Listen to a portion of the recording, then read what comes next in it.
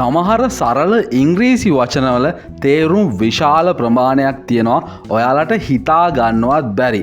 අද කතා කරන්නේ have කියන වචනය පාවිච්චි කරලා ඔයා කොහොමද හරියටම ඉංග්‍රීසි කතා කරන්න කියලා. ඉතින් have කියන වචනයත් එක්ක තියෙන භාවිතාවන් අද වීඩියෝ එකේදී සාකච්ඡා කරනවා. ඔයාට ගොඩක් වැදගත් වෙයි. ඔයා මේ ඉංග්‍රීසි භාෂාව ගැඹුරින් අධ්‍යයනය කරන්න බලාපොරොත්තු වෙන කෙනෙක් නම්. ඉතින් වීඩියෝ එකත් එක්ක දිගටම එකතු වෙලා ඔයාට දැනගන්න පුළුවන් කොහොමද මේ have කියන එක පාවිච්චි වෙන්නේ කියලා ඉංග්‍රීසි වලදී. අපේ අයිතියක් ප්‍රකාශ කරන්න, අපිට අයිති වෙලා තියෙන දෙයක්, අපිට තියෙන දෙයක් ප්‍රකාශ කරන්න අපිට පුළුවන් have කියන වචනය පාවිච්චි කරන්න. උදාහරණ බලන්න. They have a beautiful home. එයාලට තියෙනවා ඉතාම ලස්සන ගෙදරක්. මෙතන එයාලට තියෙනවා කියන්න තමයි have පාවිච්චි කරලා තියෙන්නේ. මේක තමයි සරලම භාවිතය. හැබැයි මේ වීඩියෝ එක අවසන්කම් බැලුවොත් ඔයාලට තේරෙයි මේ have කියන භාවිතය කොච්චර ගැඹුරට ගිහිල්ලා තියෙනවද කියලා. තවත් උදාහරණයක් ගත්තොත් එහෙම he has plenty of money but no style. සමහරු ඉන්නවා ගොඩක් සල්ලි දිනවා හැබැයි කිසිම විලාසිතාවක් කරන්නේ නැහැ. ඔහු ගාව ඇති වෙනකන් සල්ලි තියෙනවා හැබැයි කිසිම විලාසිතාවක් කරන්නේ නැහැ. හරියට මාක් සකර්බර්ග් වගේ මේ ඡායාරූපයෙන් ඉන්න. I've got two brothers. මට සහෝදරයෝ දෙන්නෙක් ඉන්නවා. I've got two brothers. I've got a suggestion or an idea. මංගා යෝජනාවක් එහෙම නැත්නම් අදහසක් තියෙනවා. I've got කියලා කියන්නේ මල් ළඟ තියෙනවා කියන එක. ඉතින් ඒ අදහස මට අයිති නිසා මට පුළුවන් have පාවිච්චි කරන්න. ඒ වගේම අපි have පාවිච්චි කරන තවත් අවස්ථාවක් තමයි ඔයා මොකක් හරි ලෙඩකින් පෙළෙනවා නැත්නම් ඔයාට ලෙඩක් හැදිලා තියෙන්නේ කියලා කියන්නත් ඔයාට පුළුවන් have පාවිච්චි කරන්න.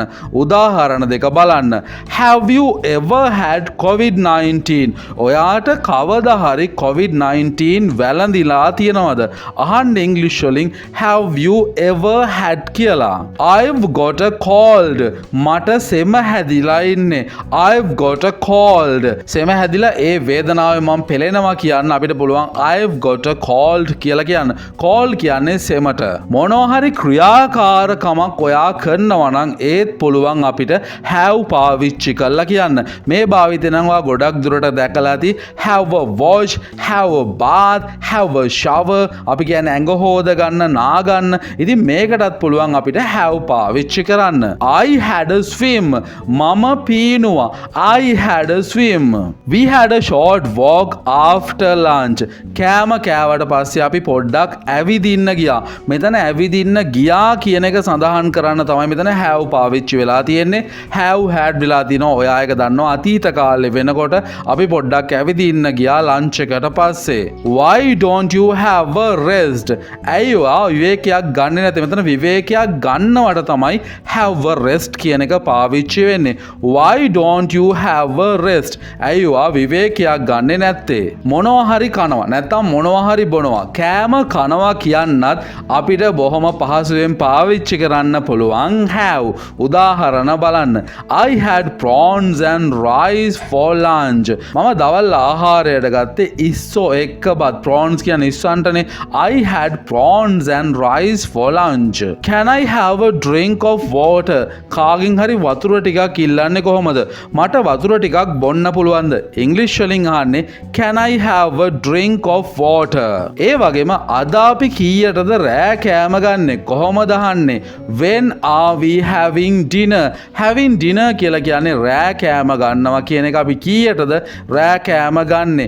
When are we having dinner? ඒ වගේම අපිට have පාවිච්චි කරන්න පුළුවන් මොනවා හරි කරන්න අපි ඉඩ දෙනවා, අවසර ලබා දෙනවා. එහෙම නැත්නම් මොකක් හරි දෙයක් බාර ගන්නවා කියන්නත් අපිට පුළුවන් have පාවිච්චි කරන්න. උදාහරණ බලන්න. ඔයාලට තේරෙයි have කියන එක කොච්චර තැන්වල පාවිච්චි වෙනවද කියලා. Here, have some more coffee. මෙන්න තියෙනවා තව කෝපි ටිකක් බොන්න. Here, have some more coffee. My mother's having visitors next week. ඊළඟ සතියේ අපේ අම්මගේ visitorsලා ටිකක් නැත්තම් අමුත්තෝ ටිකක් එනවා නවතින්න. ඉතින් ඒ සිදුවීම ගැන කියන්න පාවිච්චි කරන්න පුළුවන් having කියන පදය have කියන එකෙන් තමයි සකස් වෙලා තියෙන්නේ. Let me have the book back next week. මට ඉඩ දෙන්න නැත්තම් මම ලබන සතියේ මේ පොත දුන්නාට කමක් නැද්ද? Let me have the book back next week. ආපහු මේ පොත දෙන්නේ මං ඔයාට ලබන සතිය කියන එක තමයි එතන have වලින් කියවෙන්නේ. We are having the house painted next month. අපි ඊළඟ මාසේ අපේ ගේ paint කරන්න තමයි ඉන්නේ. paint කරන්න බලාපොරොත්තු වෙනවා.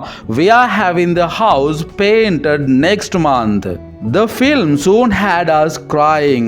ෆිල්ම් එක ඉක්මනින් අපිව ඇඬෙව්වා. සිදුවීමක් තමයි මෙතන තියෙන. ඉතින් have පාවිච්චි කරලා තියෙනවා අතීතේ හින්දා had වෙලා තියෙනවා. The film soon had us crying.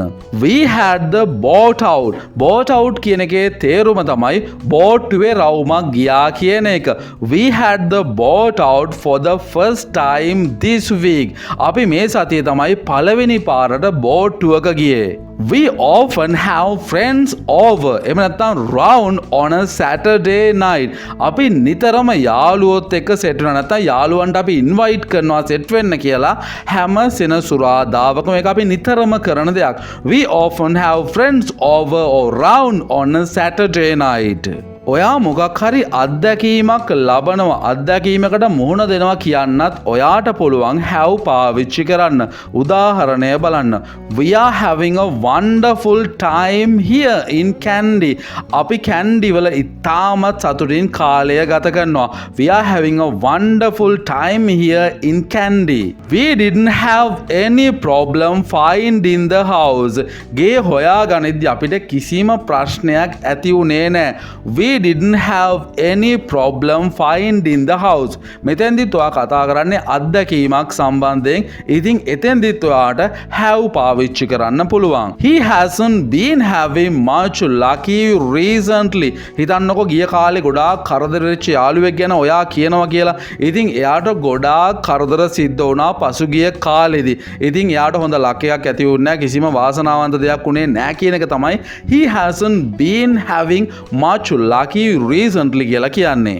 have පාවිච්චි කරන තවත් අවස්ථාවක් තමයි දරුවෙක් උපදිනවා කියන එක. දරුවෙක් උපදිනවා කියන්නත් අපිට පුළුවන් have පාවිච්චි කරන්න. උදාහරණය බලන්න. Sarah had a baby girl yesterday.